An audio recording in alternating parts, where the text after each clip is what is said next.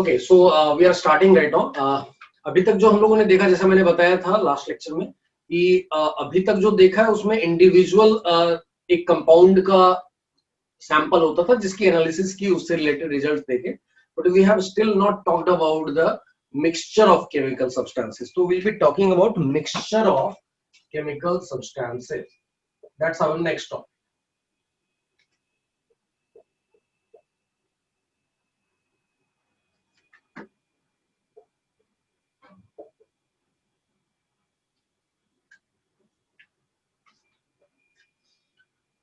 Okay, so मान लो तुम्हारे पास एक मिक्सचर है, उसमें दो या तीन या चार कितने भी सब्सटेंसेस हो सकते हैं, उनके लिए दो टर्म्स आते हैं जिनकी एनालिसिस कर सकते हैं हम लोग। इसकी बात कर सकते हैं कि उसमें मास डिफरेंट सब्सटेंसेस के कितने हैं, हम लोग बात कर सकते हैं उसमें मोल सब्सटेंसेस के कितने हैं, मतलब नंबर की काउंटिंग और मास की काउंटिंग दोनों की जा सकती है।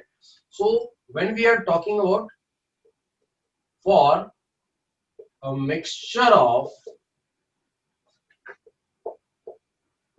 chemical substances,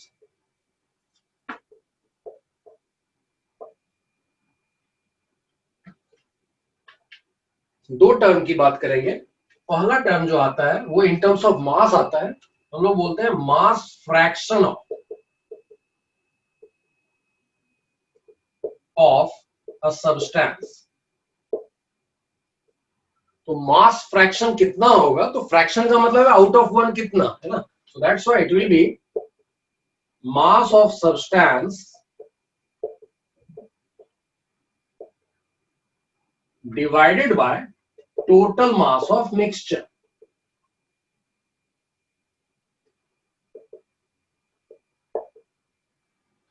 और इसी में परसेंटेज बाय मास पूछ ले तो percentage by mass of a substance will become mass fraction into 100 कर देना सीधा। So mass fraction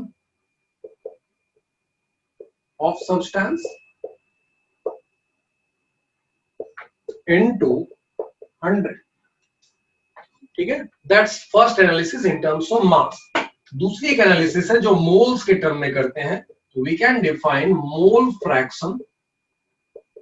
नॉर्मली इसको इंडिकेट करते हैं हम लोग x से, ऑफ अ सब्सटेंस अगर पूछ रहा है, so it will be equal to moles of that substance divided by total moles of the mixture, that means total moles of the all the substances in the mixture। इसमें भी जैसे percentage by mass पूछा है, अगर मोल percent पूछ दे या percentage by mole पूछ दे of a substance, then again we'll say it will be mole fraction of substance into 100।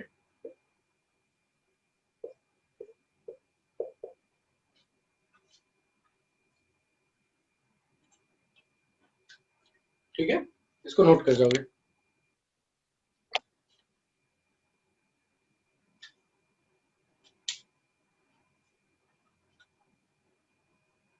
इसमें क्या डाउट है तो पूछ लो, एग्जांपल के साथ देखेंगे अभी।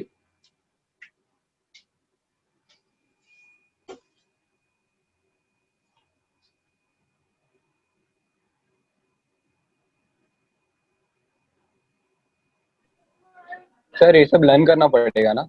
क्या क्या मतलब एक बार बेसिक प्रैक्टिस में तुमको समझ में आ जाएगी चीजें, है ना। मास फ्रैक्शन का मतलब क्या है, जितना भी टोटल मास है उसका कौन सा फ्रैक्शन इस सब्सटेंस ने ऑक्यूपाई किया हुआ है ना। तो फ्रैक्शन लिटरली मींस कि आउट ऑफ वन कितना, ठीक है। तो मान लो 200 ग्राम मिक्सचर है, उसमें से ये what is the fraction 50 by 200, that's is obvious thing, है ना। तो धीरे धीरे ये सब चीजें समझ जाओगे प्रैक्टिस करके, फिर याद नहीं। हाँ हाँ जी अमन बोलो। सर मोल कॉन्सेप्ट का वेटेज कितना है जेडब्ल्यू में? देखो जेडब्ल्यू में, अच्छा तुम्हारे इंग्लिश लैंग्वेज में एबीसीडी का वेटेज कितना होता है? पता नहीं सर।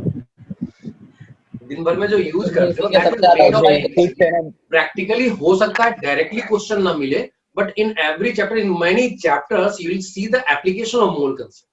तो डायरेक्टली क्वेश्चन आ सकते हैं, नहीं भी आ सकते हैं, बट इनडायरेक्टली बहुत सारे चैप्टर्स में चीजें तुमको समझ में नहीं आएंगी if you are not learning this chapter. ठीक है, तो इसलिए मैंने स्टार्ट में बोला था ना, some basic concepts of chemistry जब बोलते हैं तो it is going to give you the fundamental knowledge of the chemistry, है ना, एक छोटी मोटी एनालिसिस कैसे कर रहे हैं, क्योंकि ये सब बार बार हम लोग यूज करते रहेंगे। ये मोल फ्रैक्शन जैसे तुम पढ़ रहे हो, आगे जाकर बहुत सारे चैप्टर्स में यूज होने वाला है। ठीक है, सो डायरेक्टली भी आ सकता है, और दूसरी चीज समझ लो हमेशा IIT JEE में किसी चैप्टर का वेटेज ऐसा फिक्स नहीं है। ठीक है, किसी भी चैप्टर का वेटेज फिक्स नहीं है, वो कहीं से भी क्वेश्चन दे सकते हैं। They are having a choice of all the chapters, उनमें वो कहीं से भी उठा के कितने भी क्वेश्चन डाल सकते हैं, उनकी मर्जी है। ठीक है, तो we try to crack the pattern, but it is not assured that कि किसी चैप्टर से नहीं ही आएगा या किसी चैप्टर से आएगा ही। ठीक है, दोनों चीजें नहीं बोली जा सकती। ठीक है, तो IIT JEE की मर्जी होती है, that's why I always say every chapter is important. ठीक है, चलो इसको नोट कर लो, इसमें कोई डाउट है तो yes.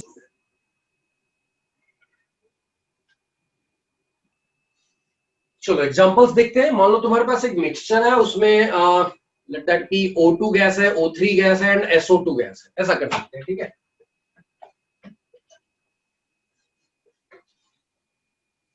so we take an example.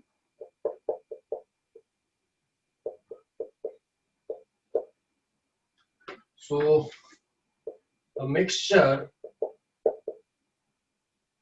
contains मान लो 32 ग्राम O2 लिया, 96 ग्राम O3 लिया एंड 128 ग्राम SO2 गैस लिया। ठीक है, ये एक मिक्सचर है, तो इसकी एनालिसिस कर लेते हैं। ये सारी चीजें हम लोग कैलकुलेट करके देखते हैं और कुछ रिजल्ट फिक्स करेंगे फिर उसकी बेसिस पे। तो मान लो जो केमिकल सब्सटेंसेज है, we are writing it here. So first one is O2, second one is O3, third one is SO3. Now we'll be talking about its mass in gram. Then we can calculate mass fraction. Then we can talk about mole, moles कितने हैं, and then we can talk about mole fraction. That will be the whole table. तो O2 के लिए अगर बात करें तो mass is given as 32 gram. O3 के लिए this mass is given as 96 gram. And if you talk about SO2, that is 128 gram. तो एक और रोल ऐड कर देते हैं, because it will be required. Total चाहिए है ना, तभी तो मास फ्रैक्शन निकालेंगे। तो अगर टोटल करो तो देखो कितना आ रहा है,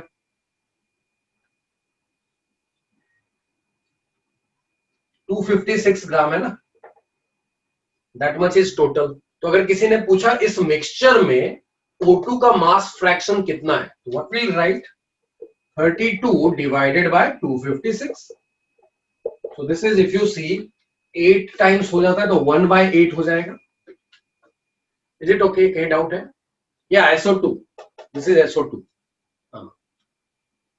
अच्छा हाँ, यहाँ SO3 मैंने लिख दिया, sorry, this is SO2। Thank you. Okay, now दूसरा, अगर 96 ये जो O3 है इसका पूछा तो 96/256, तो ये हो गया I think 3/8। And if you are talking about 128/256, it is 1/2 या 4/8 भी लिख सकते हैं। Now if you see the summation of all these three, you will add and you will get 1. So that gives you learning that more summation of mass fraction of all the chemical substances in a mixture will be equal to 1. ठीक है, वैसा ही moles calculate कर लेते हैं। moles का मतलब क्या, total mass divided by GMM। तो total mass is 32 and molar mass is 32 again. So that is 1 mole है इसके पास। O3 का देखेंगे टोटल मास इज 96, इसका मोलर मास देखो 48 होता है ना, 16 into 3, so that means 48, so this is 2. And if you are talking about SO2, total mass is 128 and इसका molar mass is 32 plus 2 into 16, that is 64. So 128 by 64 is 2. So total is coming 5. So if you want to calculate mole fraction of O2, it will be 1 out of 5, that means 1 by 5, that is 0.2 भी लिख सकते हैं, fraction में ऐसा 1 by 5 भी simply लिख सकते हैं. वैसा ही दूसरे वाले का 2 by 5 और 0.4, तीसरे का 2 by 5 और 0.4, और समेशन फिर से देखोगे तो we are getting again 1. So if you are talking about mass fraction or mole fraction, summation of mass fraction of all the chemical substances in a mixture will be equal to 1. Similarly, summation of mole fraction of all the chemical substances in a mixture will also be equal to 1. That will be our result. पहले इसको देख लो, इसमें कहीं doubt है तो पूछ लो, otherwise note कर लो. अमन का हो गया है, बाकी लोगों का? अच्छा, मोल, मौसमी ने पूछा mole and mass fraction, mole and mole fraction फिर से एक्सप्लेन करो. कभी भी मोल पूछे तो क्या करते हैं हम लोग, total mass divided by molar mass, है ना. तो जैसे O2 ले लो, O2 के मास को देखो 32 ग्राम है, that is the total mass of O2, and इसका मोलर मास कितना होता है, तो 16 into 2 मॉलिक्यूलर मास निकाला, दैट इज 32, सो इसका molar mass will B 32 gram. So 32 by 32 is 1. ठीक है, दैट्स वन थिंग. दूसरी चीज O3, आतिफ मैं मास फ्रैक्शन भी बता देता हूँ फिर से. O3 का देखो, O3 का टोटल मास जो है 96 है और इसका मोलर मास कितना होगा, तो 16 into 3, दैट इज 48, तो that is also coming 2. SO2 के लिए अगर टोटल मास देखो तो that is 128 gram, that is given, and इसका मोलर मास कितना होगा, तो 32 plus 2 into 16, दैट इज 64, है ना. तो that's why 128 by 64, that is coming 2. ये हो गया मोल्स. ठीक है, मोल फ्रैक्शन कैसे निकालते हैं, तो मोल फ्रैक्शन का मतलब है moles of that substance, that is 1 divided by total moles. Total moles कितना है, 5, तो 1 by 5 gives you 0.2, that is the mole fraction of O2 in this mixture. ठीक है. सिमिलरली अगर हम लोग O3 की बात करें तो इसके 2 मोल्स है, टोटल मोल्स कितने हैं, 5, तो 2 by 5 is the mole fraction of O3 in the mixture. Similarly अगर हम लोग SO2 की बात करें फिर से, it is having 2 moles out of total 5 moles, so 2 upon 5 gives you the mole fraction of SO2.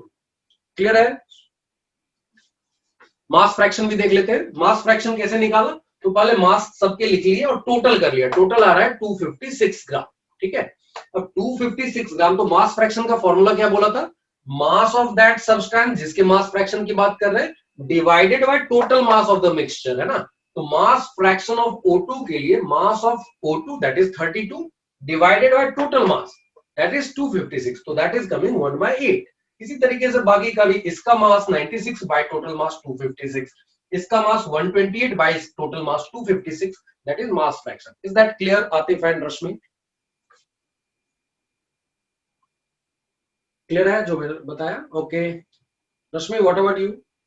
Okay, चलो गुड, नोट कर लो इसको और फिर आगे हम लोग रिजल्ट लिखेंगे इससे रिलेटेड. डन, सबका हो गया अभी? चलो ठीक है, इसी मिक्सचर की एनालिसिस कंटिन्यू रखेंगे, बट अभी जो रिजल्ट सीखा है कि मास फ्रैक्शन का समेशन जो टोटल होता है वो 1 होता है, मोल फ्रैक्शन का समेशन जो होता है वो भी 1 होता है. इस रिजल्ट को लिख लेते हैं. ठीक है, आगे लेकिन इसकी एनालिसिस आगे हम लोग कंटिन्यू रखेंगे. एक और टर्म डिफाइन करना, मैंने पहले भी बोला था, एवरेज मॉलिक्यूलर मास की बात करेंगे. ठीक है, सो यहाँ पे रिजल्ट्स लिख लो. पहला, summation of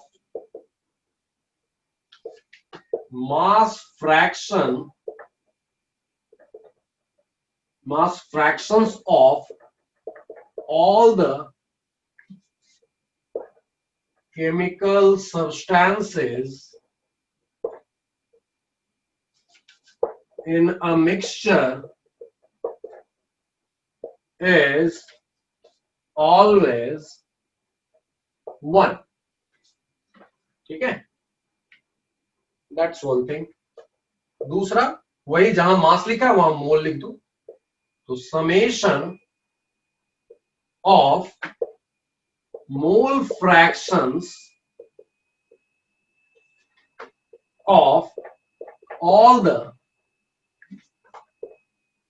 chemical substances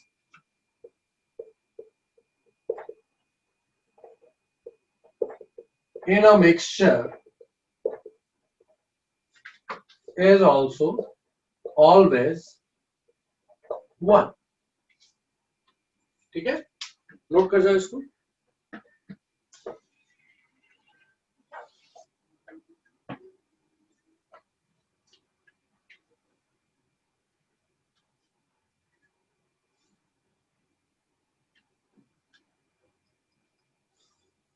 I'll just read it out. Summation of mass fraction of all the chemical substances in a mixture is always 1. Second point, summation of mole fractions of all the chemical substances in a mixture is also always 1. ठीक है, जैसे इस mixture में मोल fraction of O2 plus mole fraction of O3 plus mole fraction of SO2 was 1, है ना. 1/5 plus 2/5 plus 2/5 आया था, that is 5/5, that is 1. Any doubt in this part?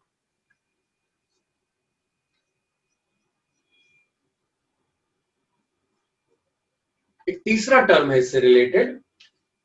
हो गया ना सबका? डन. अमन का हो गया, बाकी लोगों का हो गया ना? तो पीछे तो नहीं छूट रहा. ओके, तन्मय का भी हो गया. ओके, ठीक है, सबका भी हो गया. ठीक है, चलो आगे बढ़ते हैं. इसी में एक तीसरा कंसेप्ट देखते हैं और फिर से इसी मिक्सचर की बात करेंगे. Third concept which is very important. जैसे मैंने बोला मोल फ्रैक्शन बहुत ही फ्रिक्वेंटली आगे बहुत सारे चैप्टर्स में यूज होता है, वैसे ये चीज भी काफी यूज होती है. This is called average or mean molecular mass or molecular weight.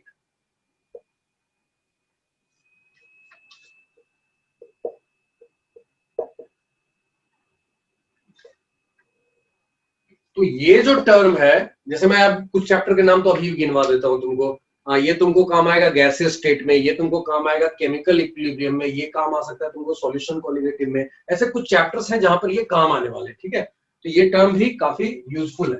सो अगर हम लोग एवरेज और मीन मॉलिक्यूलर मास की बात कर रहे हैं ऑफ मिक्सचर की, तो it is simply equal to total mass of mixture in gram obviously divided by total moles in the mixture.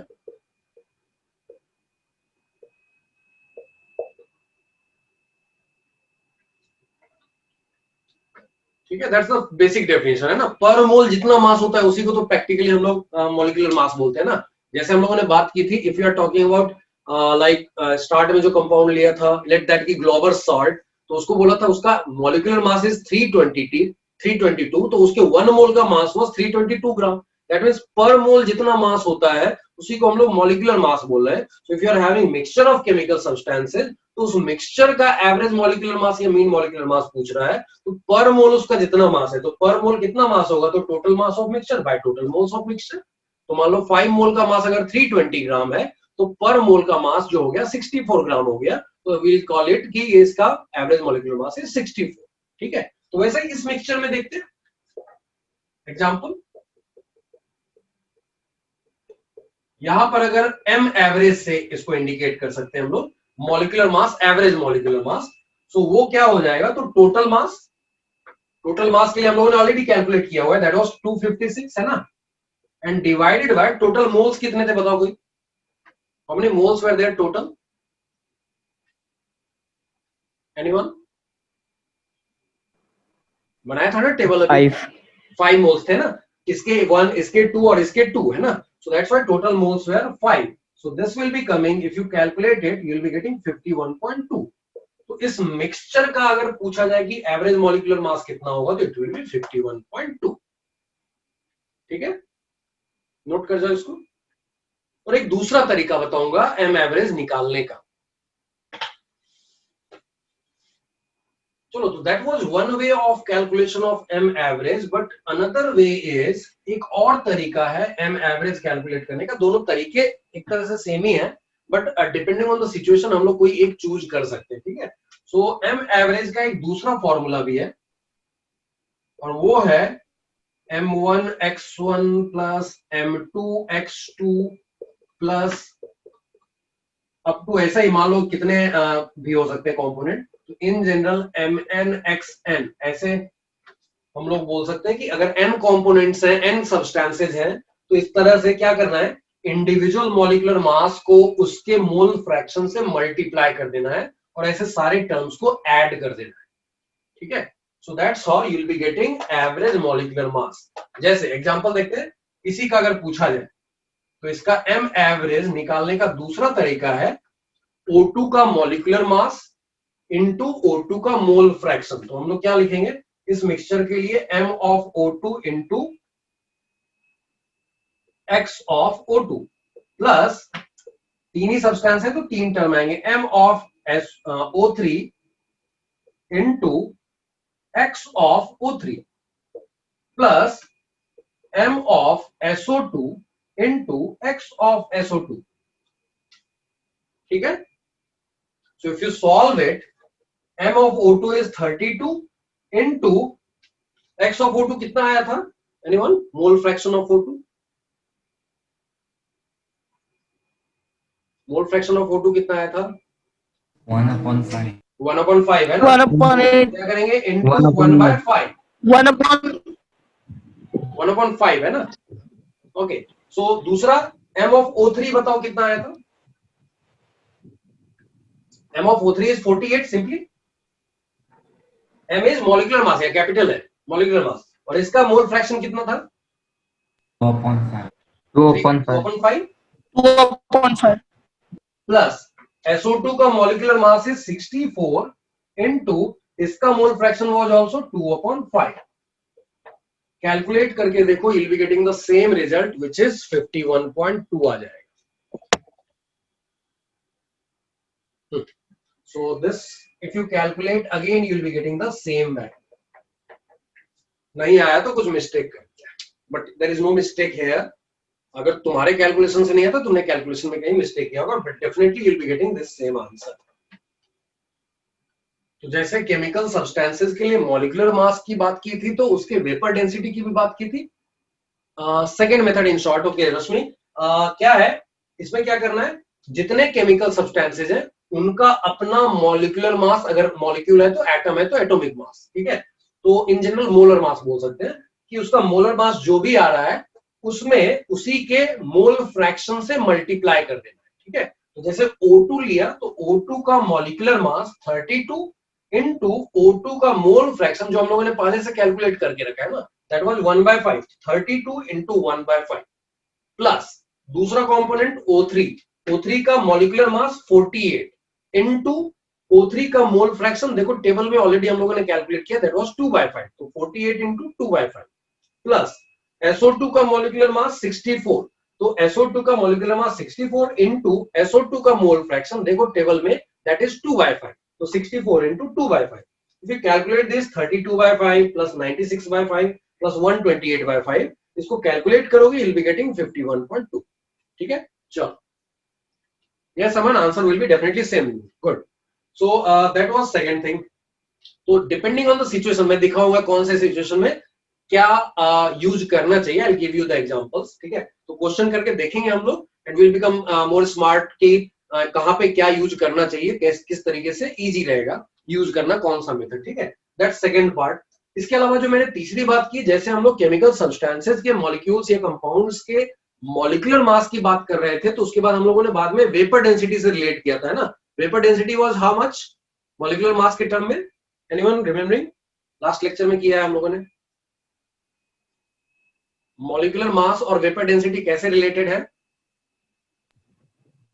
Vapour density is equal to molecular mass by 2 है ना, half of the molecular mass was vapor density। तो if it is talking about average vapor density, that will also be equal to average molecular mass by 2, ठीक है। तो that is our next point, is somewhere if someone is asking you, note कर लिया होगा ना सब लोगों ने। तो ये तीसरा रिजल्ट है कि अगर किसी ने एवरेज वेपर डेंसिटी पूछ लिया, एवरेज वेपर डेंसिटी पूछ लिया ऑफ मिक्सचर तो हम लोग बोलेंगे it will B average molecular मास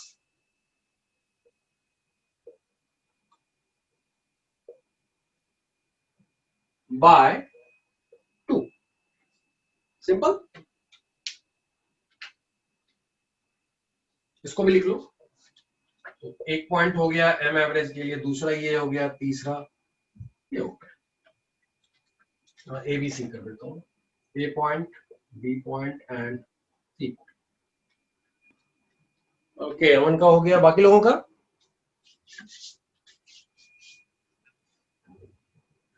हो गया सर। हो गया, चलो यस क्वेश्चन करके देखते हैं। Right down, calculate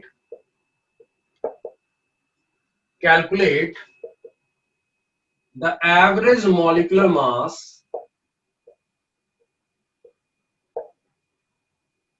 of the following.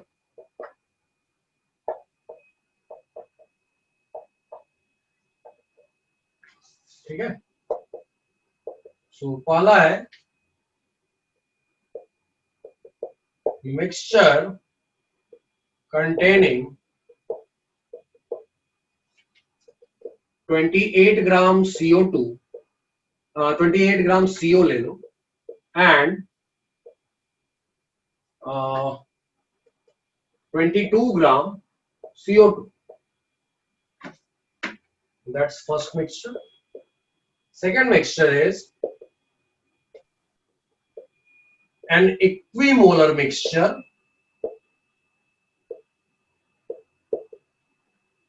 of O2 gas, O3 gas and SO3 gas. That's second.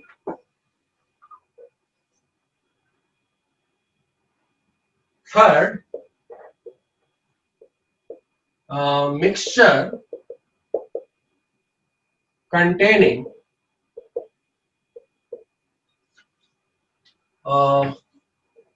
3 moles CH4 and 2 mole CO. चौथा है air,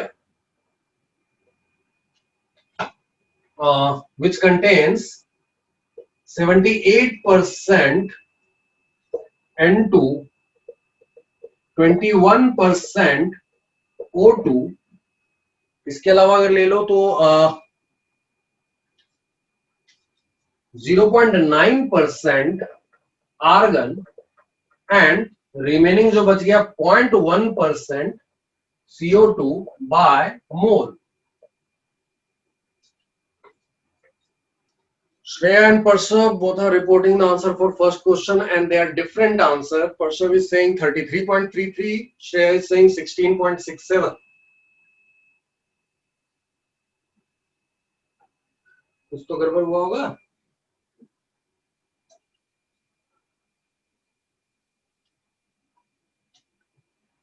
Both of you check your answers by yourself. पहले देखो एक बार, mistake मिल जाए तो बहुत अच्छी बात है.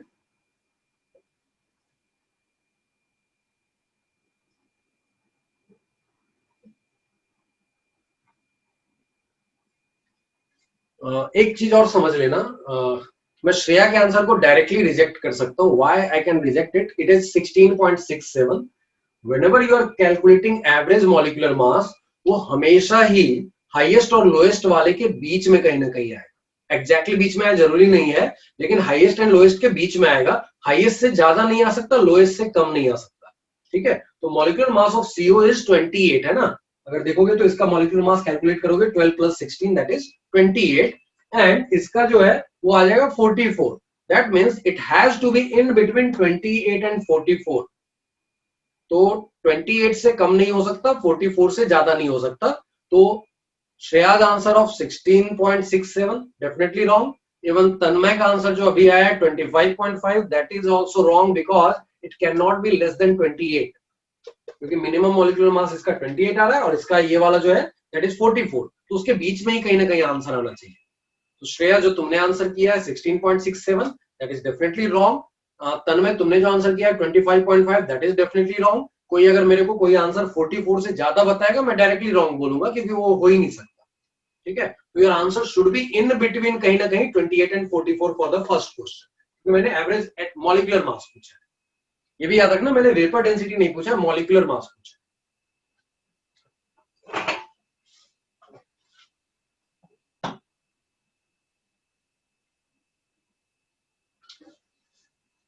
एटॉमिक मासेज अगर चाहिए तुमको तो मैं लिख देता हूं, एटॉमिक वेट सबका कितना कितना होता है। सो कार्बन 12, ऑक्सीजन 16, इसके अलावा जो बच गया, चलो इधर लिख देता हूं, यहां लिख देता हूं। Atomic weight carbon 12, oxygen 16, H1, S32,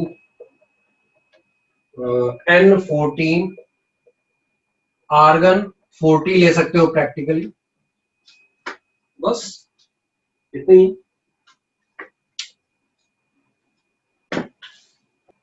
okay, Shreya is also getting 33.33। Vishesh को भी आया है फर्स्ट क्वेश्चन का answer 33.33।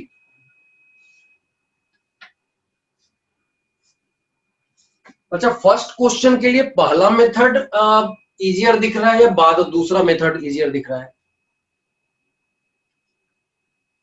Which method is looking easier? Total mass bye total moles या फिर m1x1 प्लस m2x2 वाला?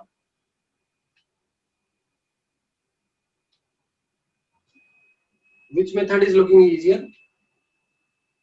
अमन को सेकंड दिख रहा है, मुझे तो फर्स्ट दिख रहा है। टोटल मास को ऐसे ही देख लेंगे यहां से, और मोल्स निकालते ही अपना पहला मेथड आ गया। लेकिन दूसरे मेथड में क्या होगा, मोल्स निकालना पड़ेगा और फिर मोल फ्रैक्शन निकालना पड़ेगा, है ना। तो अगर तुम्हारे पास मासेस दिए हुए रहे तो my suggestion is use the first method, ठीक है, क्योंकि वो तुरंत हो जाएगा। देखो पहले का आंसर मैं बताता हूं। पहले में अगर एम एवरेज चाहिए तो टोटल मास कितना हो गया, 28 प्लस 22, एंड टोटल मोल्स निकालने के लिए, सीओ का मोल्स निकालने के लिए सीओ का मास बाय सीओ का मोलर मास, प्लस CO2 के लिए CO2 का मास बाय CO2 का मॉलिक्यूलर मास और मोलर मास, है ना। सो दैट गिव्स यू ऊपर 50 और नीचे 1 प्लस 0.5, तो 1.5 दैट इज 100 by 3 और 33.33, that will become the answer.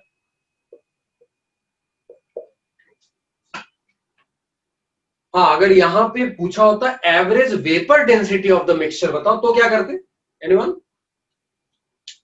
अभी मैंने एम एवरेज निकाल दिया है, एवरेज वेपर डेंसिटी पूछता तो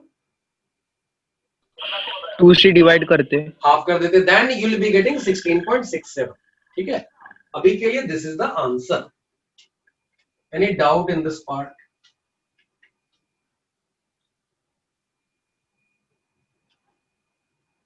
ये इसका मतलब क्या है?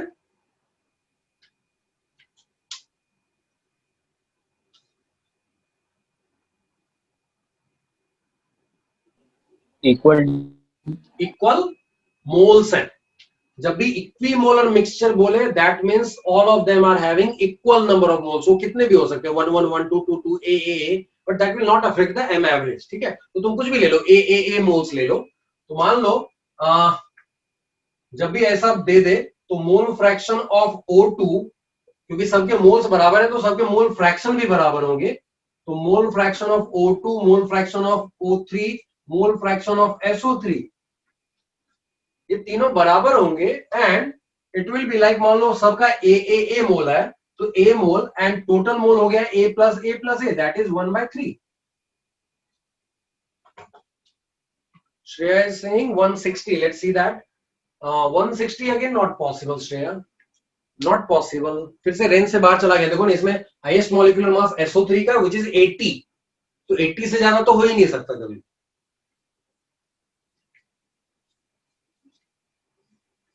It can never be more than 80, क्योंकि इसका मॉलिक्यूलर मास 80 है और लीस्ट इसका है 32, तो 32 से कम नहीं हो सकता, 80 से ज्यादा नहीं हो सकता।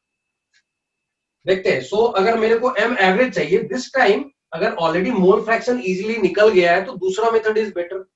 सो वहां क्या लिखेंगे 32 into 1/3 plus 48 into 1/3 plus 80 into 1/3। So that gives you 160/3, not 160. This is answer. That is 53.33 is the right answer. If you solve 160/3, it will be coming 53.33. सही सेकंड वाला वापस एक्सप्लेन करेंगे। थर्ड का बताओ कोई। What is the answer for third?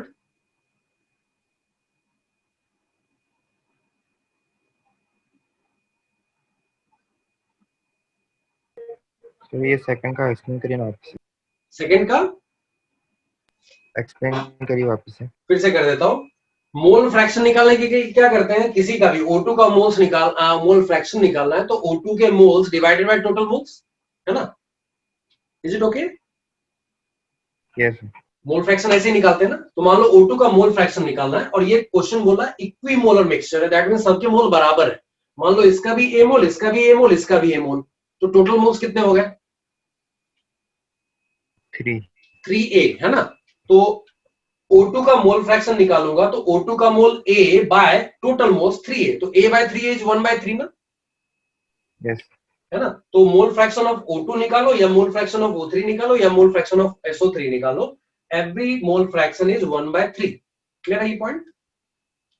Yes Now M average was M1x1 plus M2x2 plus M3x3 लिख सकते हैं ना, सेकेंड फॉर्मूला। यस तो now M1 कितना है O2 के लिए 32 इंटू 1/3 प्लस दूसरे का कितना है 48 इंटू 1/3, तीसरे का कितना है 80 into 1/3, so that is coming, if you solve it you will be getting 160/3. Clear ना? यस हाँ समझ गया। Shreya is saying third का answer 20.8, that's the right answer. Yes, very good.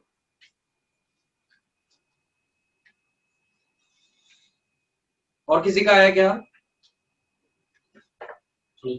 Third question का आंसर यहां कर लेते हैं। थर्ड में कौन सा मेथड इजी है? Which method is easier in third question? First one second method, क्योंकि मोल्स दिए हुए, देखो ना मास दिया हुआ है ना, तो फर्स्ट मेथड पे जाओ, नहीं तो सेकंड इज इजियर। जब मोल दिया हो रहा है या मोल का रिलेशन दिया हो रहा है, मास या मास का रिलेशन दिया हुआ है, तो फिर हम लोग फर्स्ट मेथड पे जाएंगे। ठीक है, तो थर्ड में जाते हैं।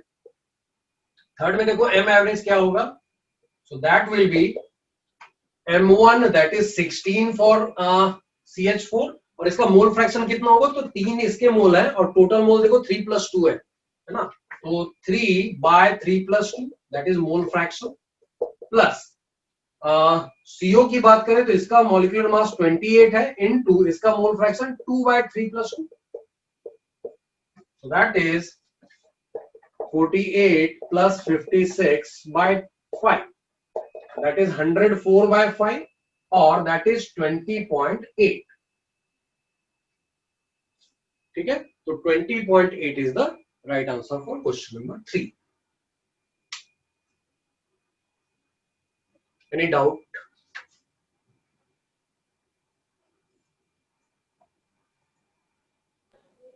सर थर्ड वाला फिर से एक्सप्लेन कर दो ना। M1x1 plus M2x2, M1 कितना, तो CH4 का मॉलिक्यूलर मास कितना 12 + 4 16 आ रहा है, तो 16। x1 कितना, तो moles of CH4 divided by total moles, moles of CH4 3, total moles कितने 3 + 2 5। ठीक है, अच्छा वैसा ही इसके लिए CO के लिए इसका मॉलिक्यूलर मास 28 इनटू इसका मोल बाय टोटल मोल।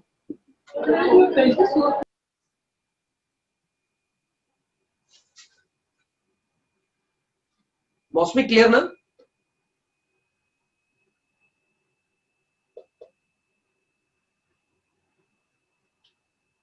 ओके चलो गुड। लास्ट क्वेश्चन पे आते हैं, एयर।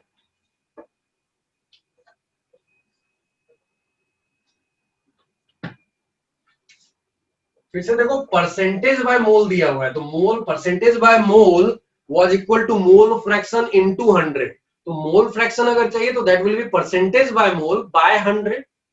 क्लियर है? वो रिलेशन याद है? मोल फ्रैक्शन के नीचे ठीक परसेंटेज बाय मोल बताया था मैंने। तो 78% बाय मोल का मतलब है mole fraction is 78/100। Is it okay? So अगर हम लोग चौथे क्वेश्चन में एम एवरेज फॉर एयर अगर निकाल रहे हैं तो that will B m of n2 that is 28 into mole fraction 78/100 plus इसका मॉलिक्यूलर मास 32 into इसका मोल फ्रैक्शन 21/100 प्लस आर्गन के लिए एटॉमिक मास यूज करेंगे जो कि एटम है, तो that will B 40 into 0.9/100 plus last term तुम लोग में से कोई बताओ तो समझोगा कि समझ में आ रहा है। लास्ट में क्या है? CO2 के लिए क्या लिखे? Anyone? What to write for CO2?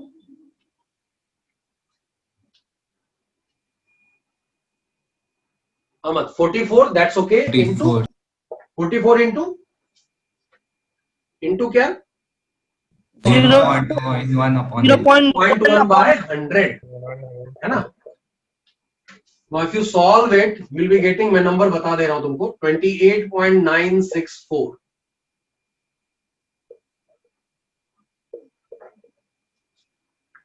ठीक है? अब ये नंबर जरा सा याद रखना। ठीक है, श्रेया के आ गए आंसर, राइट, गुड। ये नंबर याद रखना, एग्जैक्ट याद रखने की जरूरत नहीं है। You have to remember it कि it was very close to 29। ठीक है, N2 का 28 होता है, उससे एक ज्यादा ऑलमोस्ट। ठीक है, इतना भी याद रखोगे तो चलेगा, क्योंकि तुम्हारे मॉड्यूल में ही जाओगे, एक क्वेश्चन लिखा है what is the vapour density of air. तो अगर किसी ने पूछा वेपर डेंसिटी ऑफ एयर, क्या बोलेंगे? 14 पॉइंट समथिंग है वो ना, आप कर देंगे, है ना। तो it will be 28.964 by 2 that is 14.482 जैसा आ जाएगा। तो ये ऑप्शन नहीं दिया हुआ है, but very close option is given, 14.45 जैसा दिया हुआ है, तो विल चूज दैट। बाकी सब ऑप्शन कहीं तो आर पार बहुत दूर थे। ठीक है, the only option which was very close to this number was 14.45, so that will become the answer। थोड़ा सा डिफरेंट कंपोजिशन चूज कर लिया होगा, but it was given without giving the composition. ठीक है, तो इसलिए वहां पे तुमको ये जानना पड़ेगा कि इट वाज अराउंड 29, तो आधा किया तो 14.5 जैसा आना चाहिए। तो ये भी लगभग लगभग 14.5 जैसा आ रहा है।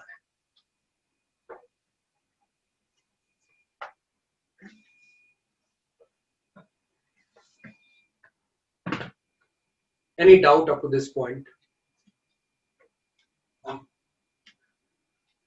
तो ये कुछ क्वेश्चन थे जिसमें मैंने एवरेज मॉलिक्यूलर मास निकालना सिखाया। जैसे याद करो, एटॉमिक मास की बात हम लोगों ने की थी, तो मैंने क्लोरीन का एवरेज एटॉमिक मास निकालना बताया था।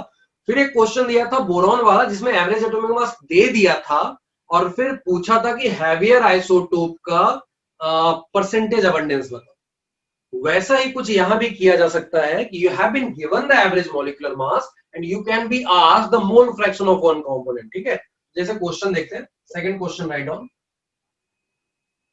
calculate mole fraction of CO2 in a mixture of CO2 and CO gases having average vapor density equal to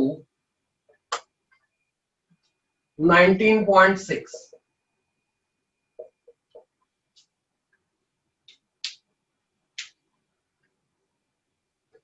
ये 19.6, 9 मत समझ लेना, इसको थोड़ा क्लियरली लिख देता हूं, 19.6।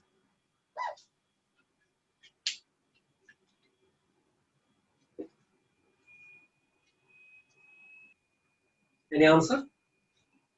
1.96 मोल फ्रैक्शन कभी भी 1 से ज्यादा नहीं हो सकता, 0 से कम नहीं हो सकता, ये भी क्लियर होना चाहिए। मोल फ्रैक्शन में क्या करते हैं, ऊपर एक इंडिविजुअल का मोल लिखते हैं, नीचे टोटल मोल लिखते हैं, वो नंबर 1 से ज्यादा कैसे हो सकता है? तुम समझ रहे हो ना जो मैं बोल रहा हूं?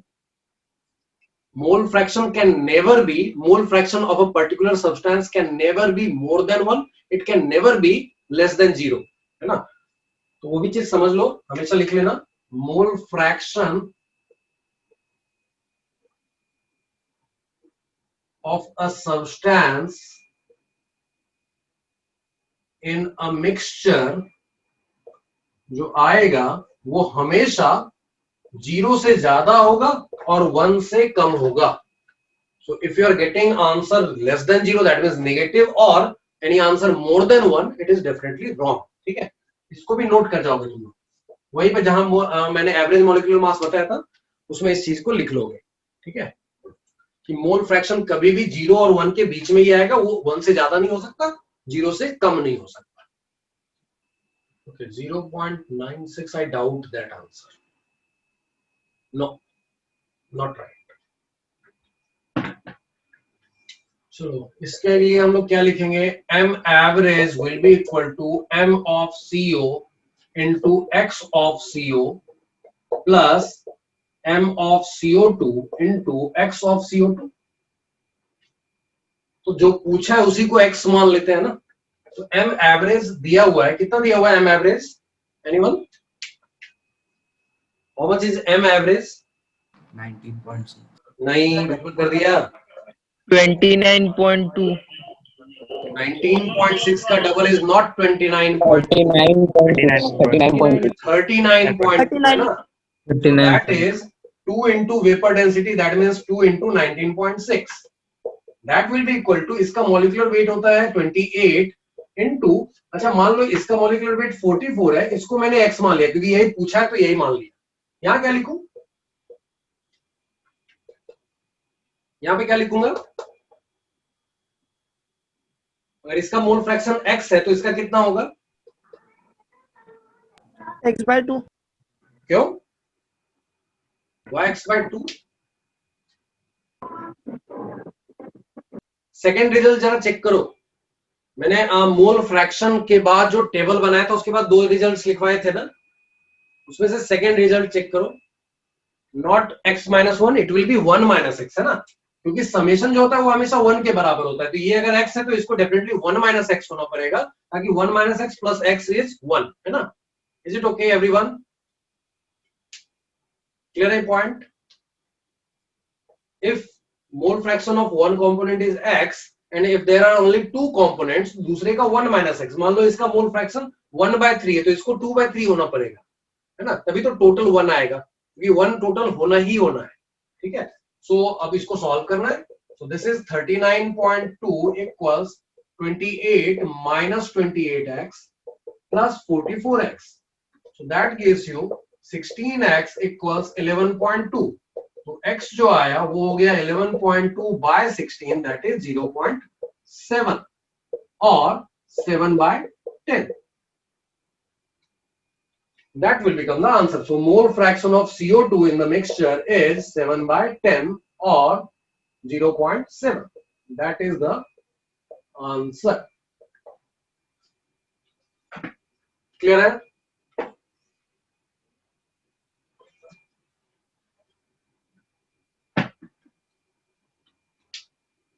Is it okay? Any doubt? चलो अब एक जादू दिखाता हूं. बहुत इजीली कैसे सॉल्व करेंगे इसको. यहां है हमारा CO, यहां है हमारा CO2. इसका मॉलिक्यूलर मास है 28, इसका मॉलिक्यूलर मास है 44. ठीक है, ये 2 कंपोनेंट है. नाउ दिस जादू वाला method is valid only for 2 components, 3 में नहीं चलेगा. ठीक है, सो 2 कंपोनेंट अगर है तो ये जादू चलेगा. एवरेज कितना है, एवरेज मॉलिक्यूलर मास, ये जादू सीख लो. बहुत सारे डिफिकल्ट क्वेश्चन को बहुत इजी बना देगा ये. दैट इज 39.2 ना, है ना. अब 3 चीजें निकालनी है. ये गैप, ये m एवरेज है ना. ये गैप कितना है, देखो जरा, ये गैप कितना हुआ. How much is this gap? 11.2. 11.2. 11.2. ये गैप कितना है, 4.2. 4.8 4.8 है ना, और ये टोटल गैप कितना है? 16 16। बस अब अगर इधर वाले का मोल फ्रैक्शन पूछे, अगर मोल फ्रैक्शन ऑफ CO पूछे, तो इधर वाले का पूछा तो ये वाला उठाना है, उल्टा वाला। ठीक है, क्या मैंने बोला? अगर इसका मोल फ्रैक्शन पूछे तो ये उल्टा वाला उठाना है, मतलब 4.8 उठाना है एंड डिवाइडेड ये पूरा। कितना आ गया? पूछा था CO2 का ना, इसका देखते हैं। इसका अगर मोल फ्रैक्शन पूछे तो कौन सा उठाएंगे बोलो? 11.2 very good, and divided bye पूरा। 60 आ गया? यही तो आया था ना, 11.2 बाय 16। Yes. समझ में आया सब लोगों को? Yes. तो इसके लिए इतना सब करने की जरूरत नहीं है। At least if you are in my class तो थोड़ा बहुत तो एक्स्ट्रा सीख के जाएंगे। तो this is one of the method जिसको तुम अप्लाई कर सकते हो, डायरेक्टली देख के बोल दोगे एक बार में, है ना। जैसे बोला 39.2 और CO2 का पूछा तो ये देखा कि ये कितना डिफरेंस है, दैट इज 11.2 और पूरा गैप कितना है तो 16, सीधा 11.2 बाय 16। क्लियर है पॉइंट? पॉइंट्स वगैरह दिखते नहीं अच्छे से, पॉइंट्स दिखा देता हूं।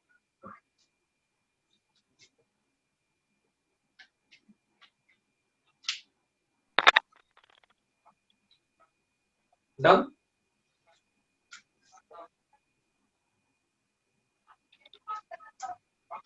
So this was method 1. This is method 2. Any doubt? Sir method 2 वापस समझा दीजिए ना। CO का मॉलिक्यूलर मास 28, CO2 का मॉलिक्यूलर मास 44। एक लाइन पे दोनों को रख दिया, दोनों के बीच का गैप कितना? 16 है ना, 28 और 44 के बीच का गैप कितना? 16 ना, 44 माइनस 28 कर लो, दैट इज 16। अब ये जो एवरेज है वो इधर से कितनी दूर है तो 11.2 आगे है, इधर से कितना पीछे है तो 4.8 पीछे है ना। तो जब भी मोल फ्रैक्शन इधर वाले का पूछे, कम वाले का, तो ये उठाना इधर वाला gap divided by total gap 4.8 by 16। ठीक है, अगर CO2 का मोल फ्रैक्शन पूछे जैसा इस क्वेश्चन में पूछा है तो उसमें उल्टे वाला गैप, ये वाला, इधर का पूछा तो ये, इधर का पूछा तो ये, तो CO2 के टाइम पे ये वाला उठाया 11.2 डिवाइडेड बाय टोटल वाला, तो दैट इज 16, तो ये 0.7। ठीक है, क्लियर ना? रश्मि ने पूछा था, यस सर। क्लियर है ना? यस।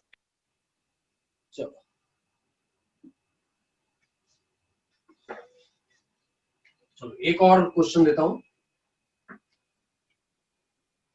दो और देता हूं, धीरे धीरे प्रैक्टिस हो जाएगी तो समझ जाओगे। नेक्स्ट क्वेश्चन जो है, if average molecular mass of mixture of O3 and SO2 is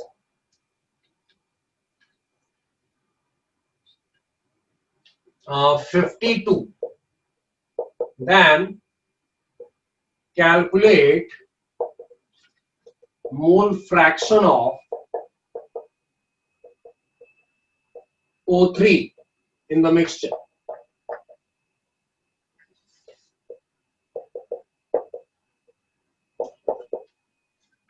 फटाफट समझदार हो, शॉर्टकट बताया हुआ है, फटाफट आंसर बताओ मेरे को इसका। 3/4 वेरी गुड, एक्सीलेंट। बाकी किसी का आया क्या? 3/4 श्रेय का आया, 3/4 अहमद का आया है। सिंपल, अपन लोग अब स्मार्ट हो चुके हैं। O3 के लिए 48 होता है, SO2 के लिए 64 होता है, जो एवरेज दिया हुआ है दैट इज 52, तो अगर O3 का पूछा, इस बार हर बार सब कुछ करने की जरूरत नहीं है ना। अगर O3 का पूछा है, मोल फ्रैक्शन ऑफ O3 पूछा है, will take this gap that is 12 and we'll take total gap that is 16 again. So we'll simply take 12 by 16, that is 3 by 4. Clear है?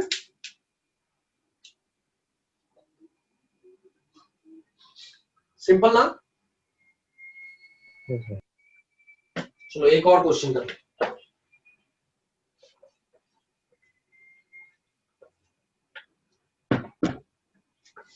So next question is, when CH4 and CO are mixed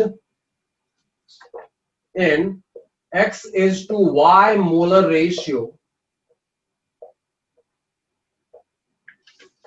the average molecular mass is 20. Calculate average molecular mass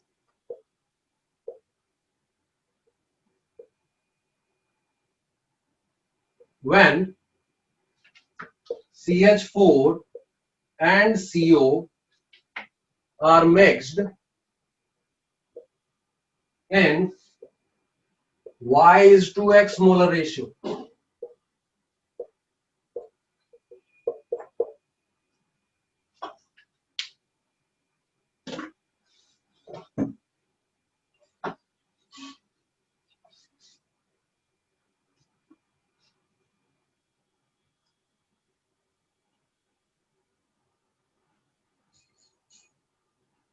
sir एक बार question explain कीजिए ना।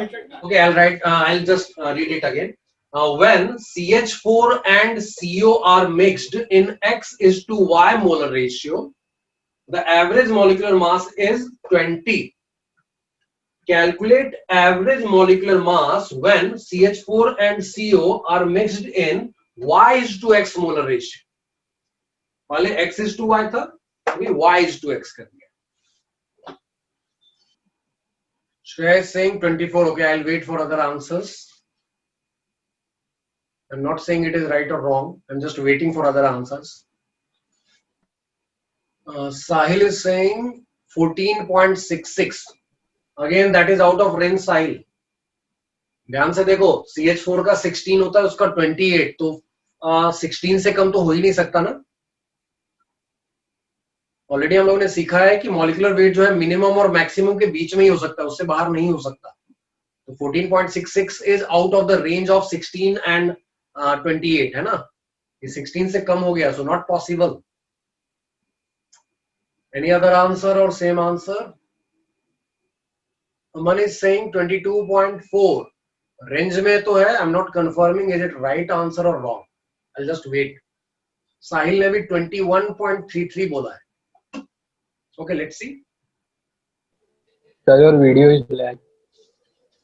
अभी मैंने कुछ ना बोला है ना कुछ देखा है ना, कुछ लिखा भी नहीं है। I'm just waiting. अरे sorry sir. Okay, 20 फिर से 20 पहले भी था, अभी भी 20. Let's see. Shreya has given the right answer. It is actually 24. Shreya shortcut use किया या फिर कोई मेथड, क्या मेथड यूज किया? Shreya, can you say me, tell me what method you have used?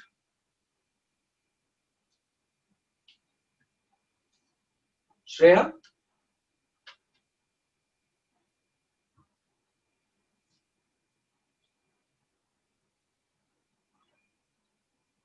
Shortcut से मोल फ्रैक्शन निकाल लिया, ओके। एंड देन फिर दूसरा वाले में क्या किया? फिर से पूरा कैलकुलेट किया। चलो मैं तुमको 2 लेवल ऑफ शॉर्टकट दिखाता हूँ, लेकिन पहले traditional method, if nothing we don't know any shortcut then how to do it. So क्या बोला है? Molar ratio is x is to y, मतलब इसके मोल्स x तो इसके y, तो total moles x plus y हो गए है ना। ओके, श्रेया तुमने सही किया बिल्कुल। पहले में शॉर्टकट किया, अब दूसरे में पूरा फॉर्मूला लगाया है। मैं तुमको और भी एक नेक्स्ट लेवल का शॉर्टकट बताऊंगा, ठीक है? लेकिन उससे पहले हम लोग देखते हैं कि ट्रेडिशनली पूरा सॉल्व करना पड़े तो भी कैसे करें, है ना। तो इसके लिए मोल्स अगर x है और इसके y है तो टोटल हो गए x प्लस वाई। तो इन फर्स्ट मिक्सचर अगर हम लोग बात करें, we are talking about first mixture, mole fraction of CH4 will become x upon x plus y and mole fraction of CO will be y upon x plus y। इसमें किसी को doubt है क्या?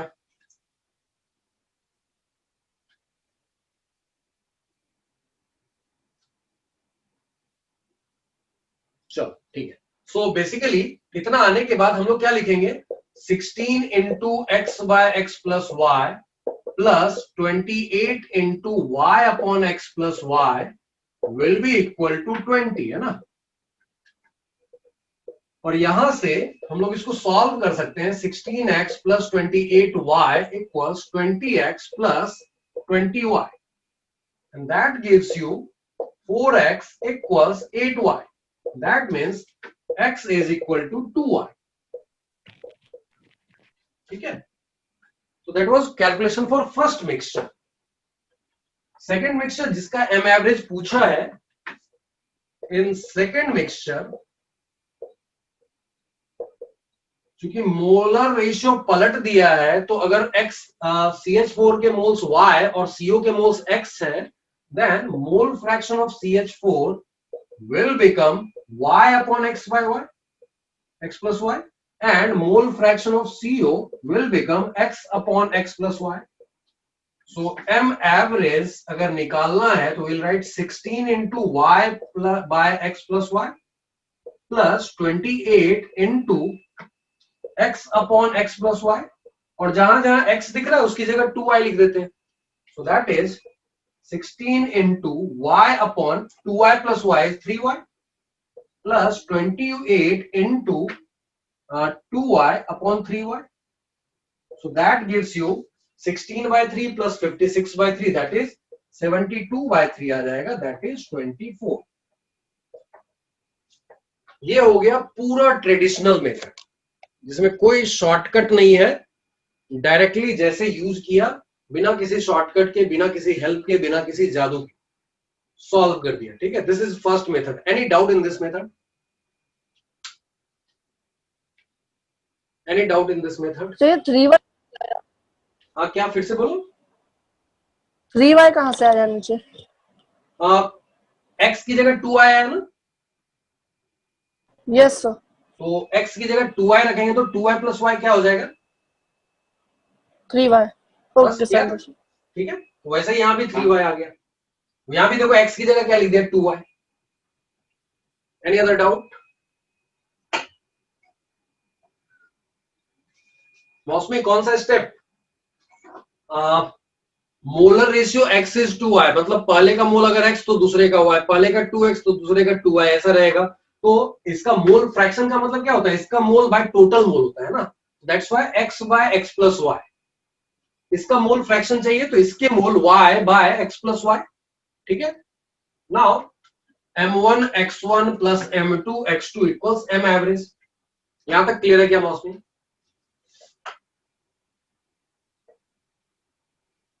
इज दैट क्लियर मौसमी, ये वाला? हाँ चलो, तो इसको सॉल्व कर दिया, इक्वेशन है, सॉल्व कर सकते हैं। We are getting x equals 2y यहां से। ठीक है, तो एक रिलेशन आ गया।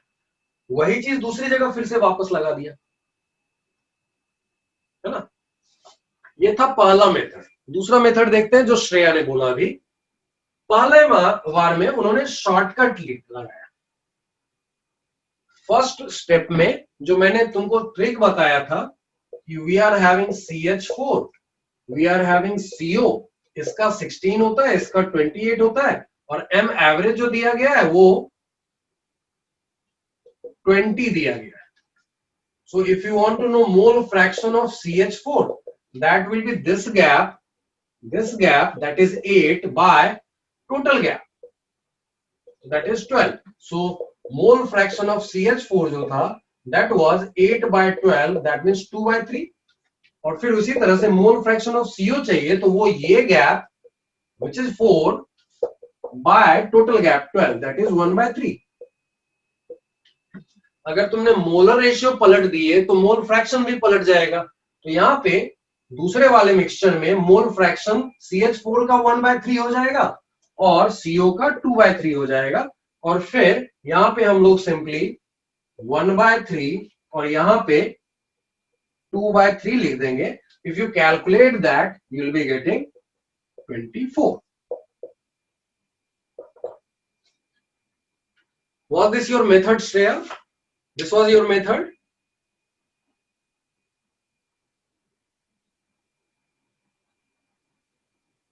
हाँ, यही मेथड था. अब चलो शॉर्टकट का भी शॉर्टकट, इनफाइनाइट शॉर्टकट. देखो जरा क्या करते हैं इसमें हम लोग. मोलर रेशियो पलटा तो मोल फ्रैक्शन भी पलटा, और अगर मोल फ्रैक्शन पलटा तो ये गैप भी पलटा दो ना. तो ये पहला वाला मिक्सचर का ऐसा था, तो दूसरे वाले मिक्सचर में इधर का गैप जो 4 था वो 8 हो जाएगा, और इधर जो 8 था वो 4 हो जाएगा. तो 16 से 8 आगे और 28 से 4 पीछे क्या आता है?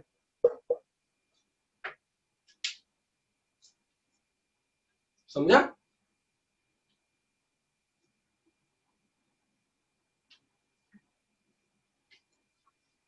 क्लियर है मेथड? क्या मैंने बोला?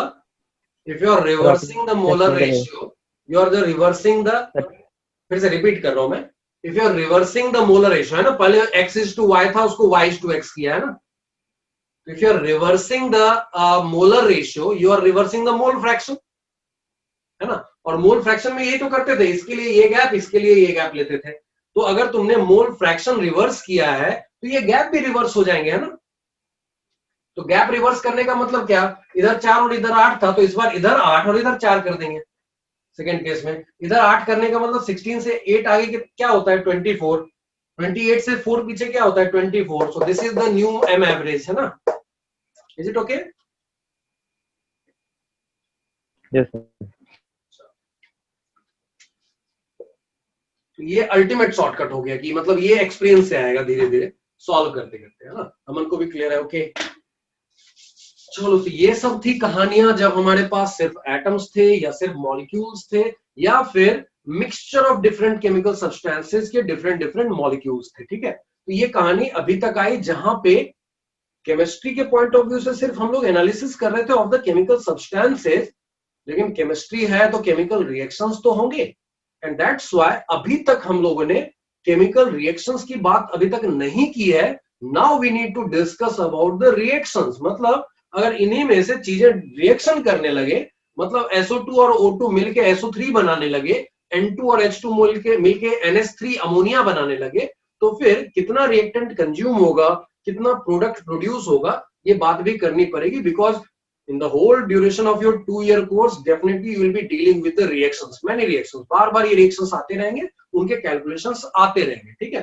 So that's why we need to talk about calculations in chemical reactions. ठीक है. So right on the next topic.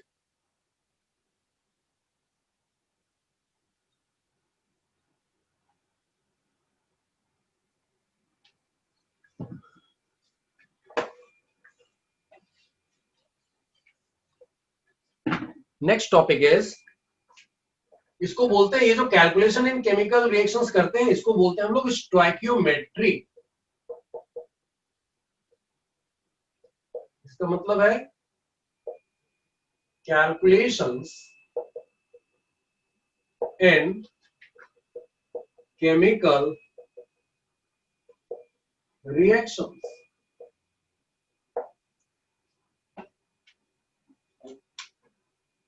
ठीक है.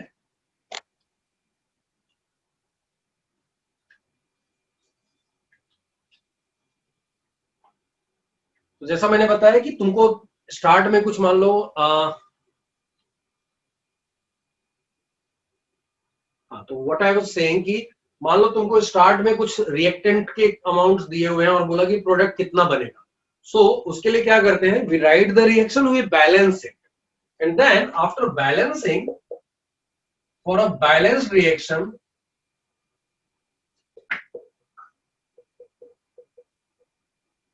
मान लो तुम्हारे दो रिएक्टेंट, एक टिपिकल लेते हैं कि दो रिएक्टेंट है, दो प्रोडक्ट है, उसके बाद जनरलाइज करके उसको कहीं से भी अप्लाई कर सकते हैं. तो मान लो एक रिएक्टेंट है A और एक रिएक्टेंट है B, और एक प्रोडक्ट है सी एंड दूसरा प्रोडक्ट है डी, ऐसा दो दो ले लिया, कुछ भी हो सकता है, एक तीन हो सकता है, एक दो हो सकता है, ऐसा कुछ भी हो सकता है, इधर भी कितने भी रिएक्टेंट हो सकते हैं, इधर कितने भी प्रोडक्ट हो सकते हैं। So if you are having, just एक टिपिकल एग्जांपल ले रहा हूं कि ए बी मिलके सी और डी बना रहा है, दैट इज अ रिएक्शन। अगर तुमने इसको बैलेंस किया तो बैलेंस करने का मतलब क्या होता है, यहाँ पर कुछ नंबर्स आ जाएंगे ना, तो मान लो यहाँ पे अल्फा आया, यहाँ पे बीटा आ गया, तो दूसरे कलर से लिख देता हूं ताकि वो समझ में आए कि सब्सटेंस क्या है और कोफिशिएंट क्या है। तो if alpha is coming here, beta is coming here, gamma and delta, तो A and B are reactants, C and D are products, and alpha beta gamma and delta, इसलिए ये नंबर्स हैं जो इनके पहले लिखना पड़ा in order to balance this reaction. ठीक है, बैलेंस किया होगा ना रिएक्शन को। जैसे मैं बोलूं N2 plus H2 giving NH3, कैसे बैलेंस करेंगे इसको? एनीवन? NH3 से पहले 2 लगा देंगे, NH3 से पहले 2 लगा देंगे हैं, और 3H2, H2 से पहले 3 लगा देंगे। देखो अभी क्या हो गया, नाइट्रोजन 2 थे, इधर भी 2 हो गए, हाइड्रोजन 6 थे तो इधर भी 6 हो गया है ना। So that's the way of balancing. तो यहाँ पर N2H2 रिएक्टेंट है, NH3 प्रोडक्ट है, ये N2 के सामने, जिसके सामने कुछ नहीं लिखा है समझो उसके आगे 1 है, तो 1, 3 and 2 are called stoichiometric coefficients of this reactants and products. ठीक है, तो यहाँ पे हम लोग क्या लिख रहे हैं, ये अगर बैलेंस रिएक्शन है तो इसमें हम लोग बोलेंगे, एग्जाम्पल फिर से लिख दूंगा मैं बाद में, तो इसमें हम लोग बोलेंगे A and B are reactants, C and D are products, alpha beta gamma and delta, ये 4 नंबर्स होंगे, आर नंबर्स या अप्रोप्रिएट नंबर समझ लो ताकि ये बैलेंस रहे, numbers which are called stoichiometric coefficients of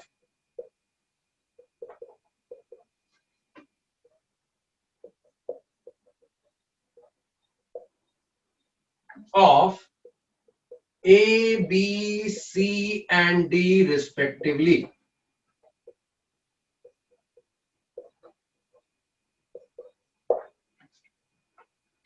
ठीक है, तो अगर तुम्हारे पास इस तरह का एक रिएक्शन है तो these are reactants, these are products and alpha beta gamma and delta are respectively coefficient, stoichiometric coefficient या सिंपली कोफिशिएंट भी बोल सकते हैं, of A B and C and D respectively. इसको नोट कर लो, इसमें कहीं डाउट है तो पूछ लो, इसको हम लोग एग्जांपल के थ्रू भी देखेंगे सेम चीज को। सर हाँ जी, can you repeat last point? क्या मैंने बोला कि यहाँ पे A, B, C and D, these are A and B are reactants, क्योंकि लेफ्ट साइड में, जो राइट साइड में दिख रहा है C and D, these are products। ये अल्फा बीटा गामा डेल्टा जो है these are numbers है ना, जैसे N2 plus 3H2 plus 2NS giving 2NH3 लिखा था, मतलब N2 के आगे 1 था, H2 के आगे 3 था, NH3 के आगे 2 था। ऐसा करने से क्या हुआ, रिएक्शन बैलेंस हुआ। तो these numbers are called stoichiometric coefficients।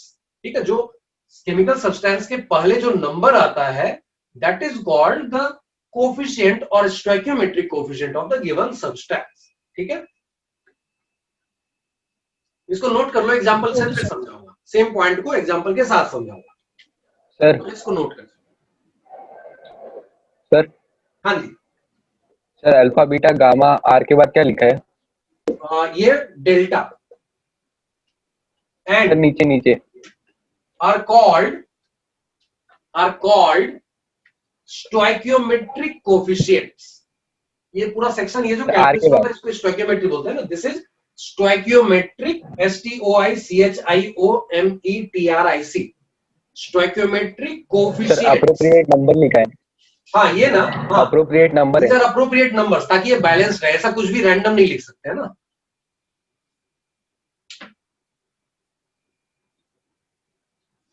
अच्छा ये गड़बड़ लिख दिया actually, okay sorry, appropriate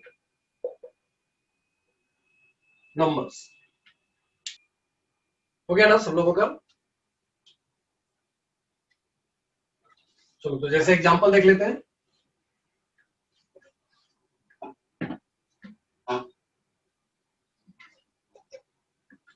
for example जैसे मैंने लिखा यहाँ पे N2 gas plus H2 gas giving NH3 gas, ऐसा कुछ लिख दिया मैंने। और इसकी बैलेंसिंग जैसे हम लोगों ने सीखी, यहाँ पे 3 और यहाँ पे 2 लिखने से ये बैलेंस हो गया। तो अब क्या बोलेंगे यहाँ पे, N2H2 are reactants, NH3 is product, N2 का स्टोइकियोमेट्रिक कोएफिशिएंट 1, H2 का स्टोइकियोमेट्रिक कोएफिशिएंट 3, NH3 का stoichiometric coefficient is 2. So N2 and H2 are reactants. NH3 यहाँ पर एक ही प्रोडक्ट है ना, वहां टिपिकल मैंने 2 लिख दिए थे, कितने भी हो सकते हैं जैसा मैंने पहले भी बताया। तो दिस इज प्रोडक्ट एंड अगर पूछे स्टोइकियोमेट्रिक कोएफिशिएंट बताओ,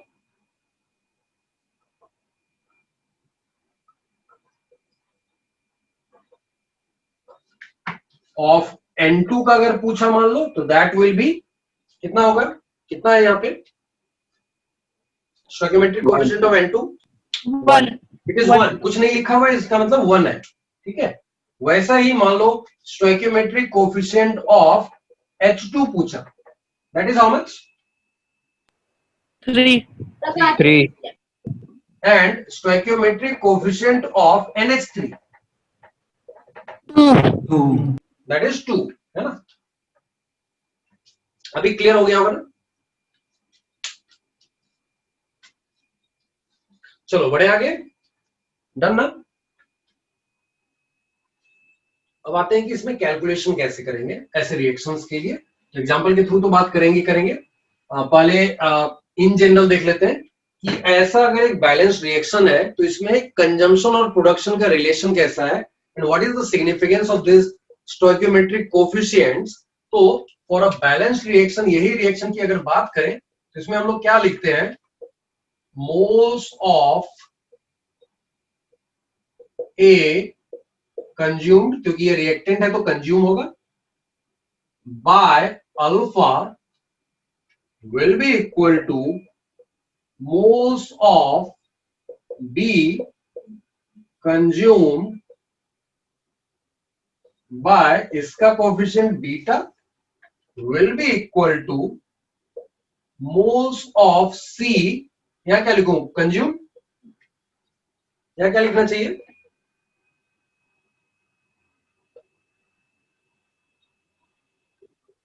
क्या लिखूं यहां पे, कंज्यूम,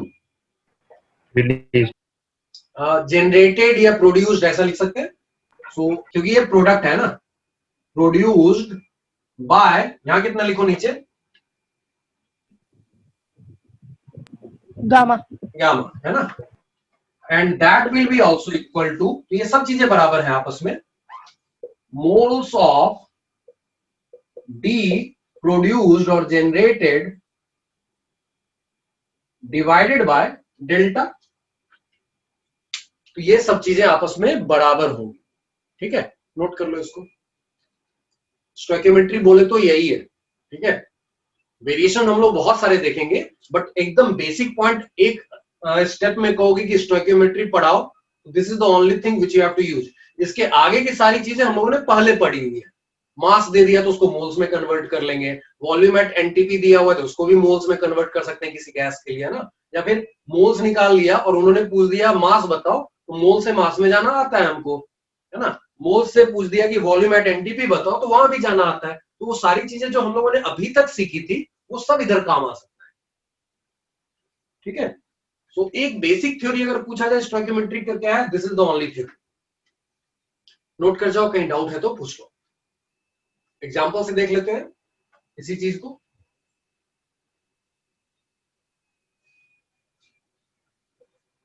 जैसे अभी जो एग्जांपल लिया था वही करते हैं। मान लो तुम्हारे पास वही रिएक्शन है, N2 gas plus H2 gas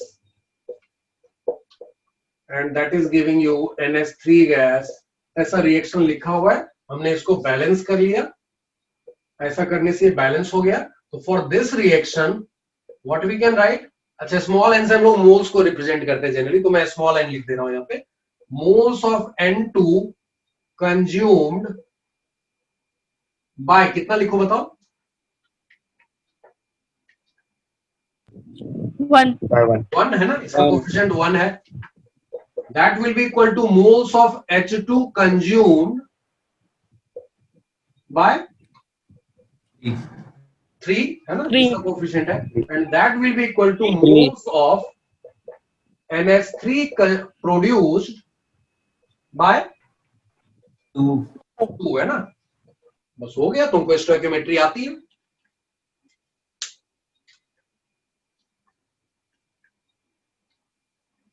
note कर जाओ एग्जांपल की तरह. Write down for example. चलो एक क्वेश्चन करते हैं इसी से रिलेटेड. मैं 2-3 वेरिएशन तो ऐसे ही दिखा देता हूं एक ही क्वेश्चन में.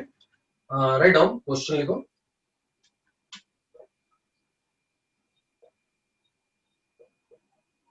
कैलकुलेट या फिर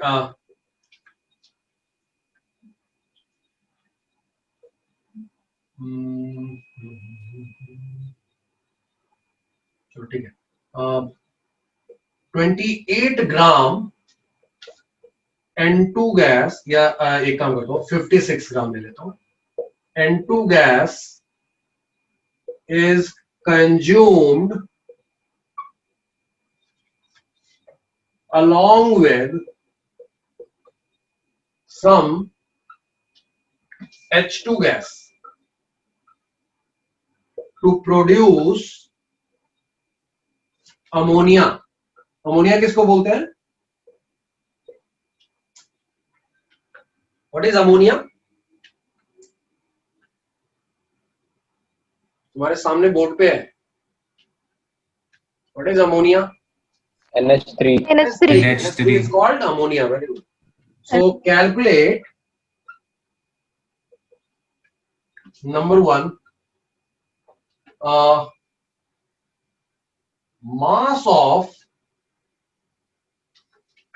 H2 gas consumed. दूसरा volume of NH3 gas produced, and in bracket it is written measured at NTP. मैंने कहीं मोल्स दिया ही नहीं.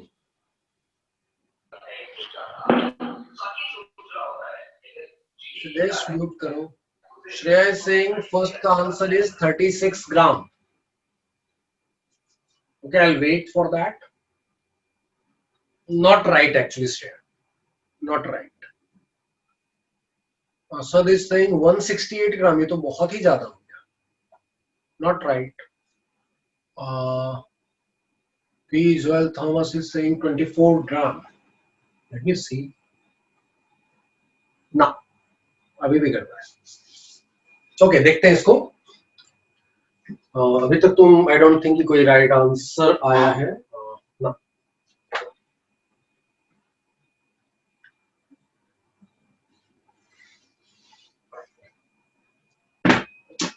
रिलेशन तो यही रहेगा ना जो अभी लिखा हुआ है. सो इसमें N2 की बात दी हुई है ना, तो N2 के लिए मास दिया हुआ है, मोल्स निकाल सकते हैं ना.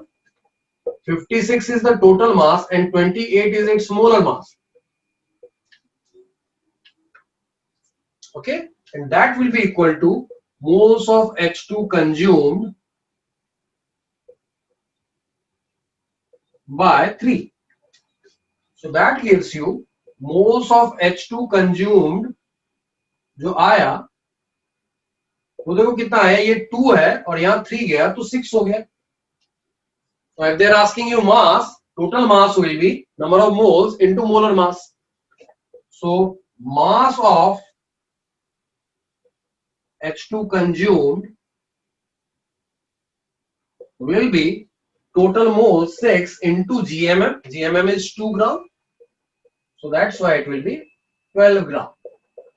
That's the answer for first part.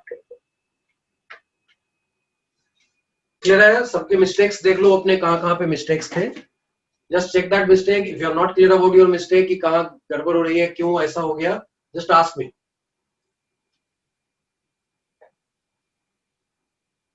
इन सारे स्टेप्स को अपने स्टेप्स से मिलाओ, कहीं गड़बड़ दिखे तो बताओ।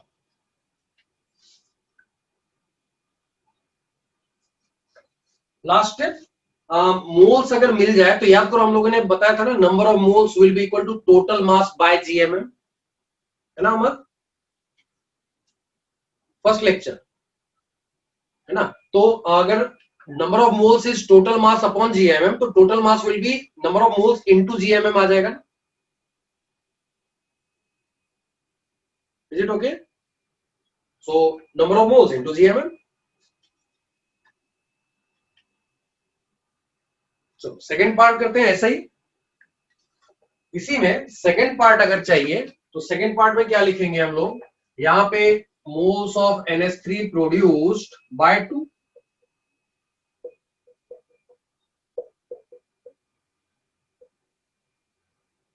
बाय 2, तो उसके हिसाब से मोल्स ऑफ NH3 प्रोड्यूस जो आ गया,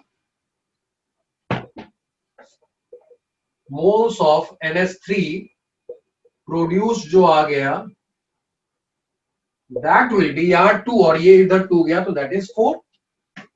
अभी मोल्स नहीं पूछ रहा है, वॉल्यूम पूछ रहा है। तो टोटल वॉल्यूम याद करो क्या लिखते थे हम लोग, total volume at NTP will be number of moles into 22.4 litre calculate करके रखा था, है ना। So that's why total volume of NH3 produced measured at NTP will be equal to number of moles into 22.4 liter। वो तो आज ही देखा है लास्ट लेक्चर में। So that's why it will be 89.6। Yes, right here. So this is 89.6 liter। That's the answer for second part।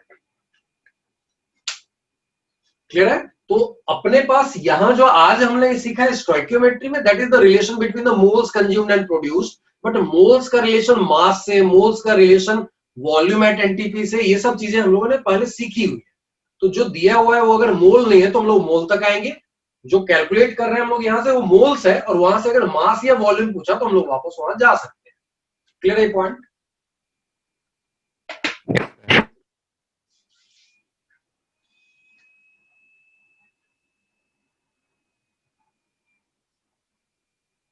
Any doubt? Any doubt?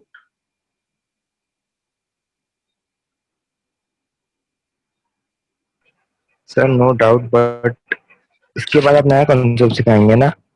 इसके बाद कि अभी इसके स्टोइकियोमेट्री नया कॉन्सेप्ट स्टार्ट करेंगे, स्टोइकियोमेट्री की अभी बाकी है। स्टोइकियोमेट्री में 2-3 सेक्शंस है, 2-3 टाइप के वेरिएशंस होते हैं, वो कहानी हमने अभी नहीं सीखी है। बेसिक्स मैंने बोला इतने से हैंडल हो जाएगा, but there are 2-3 sections inside the stoichiometry, है ना। तो कहने को इतना ही यूज करना है बार बार, लेकिन कितने टाइप के वेरिएशन हो सकते हैं वो देखेंगे, है ना। तो अब देखो इसकी सबसे बड़ी प्रॉब्लम क्या है पता है? अगर मैं पूछूं कि अगर मैं KClO3 को हीट करता हूं तो what will the percentage loss in mass, ऐसा कुछ पूछ दिया। या फिर CO2 gas is passed over red hot coke, if CO2 gas passed is 22 gram, what will be the mass of CO gas form. अब ये कहानी जब मैंने बोलना स्टार्ट किया, can you take the reaction, can you write the reaction?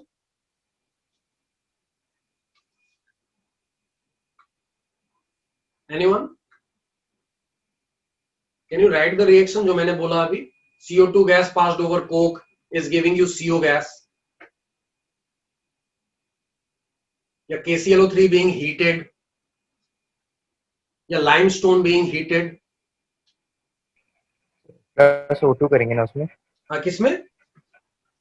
जिसको heat कर रहे हैं CaCO3, limestone is CaCO3।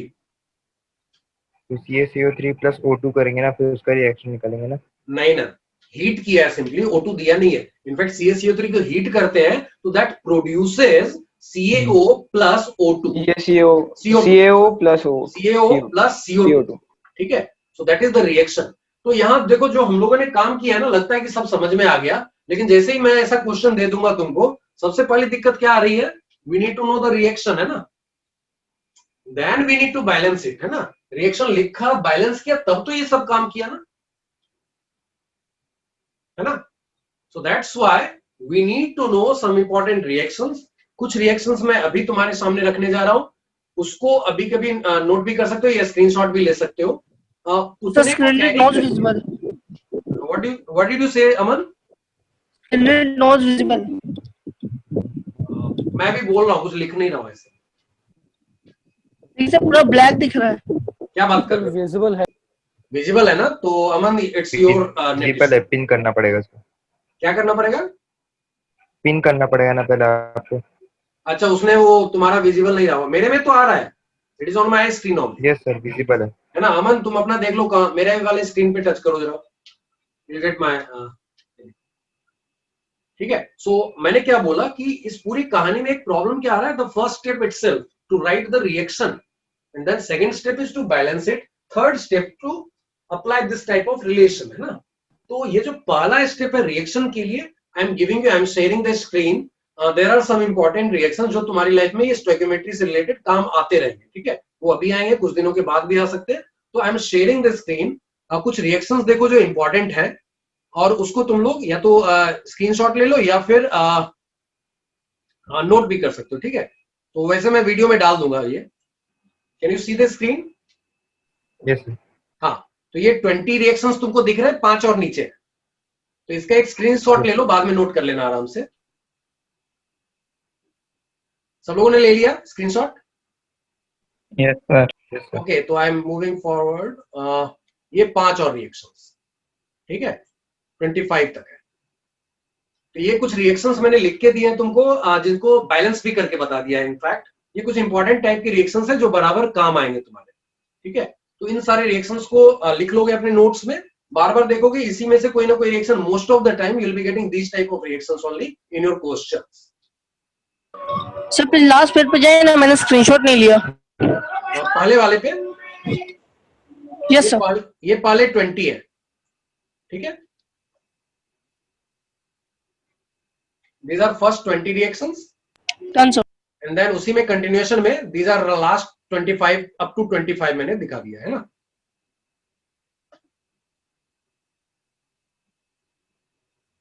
Okay,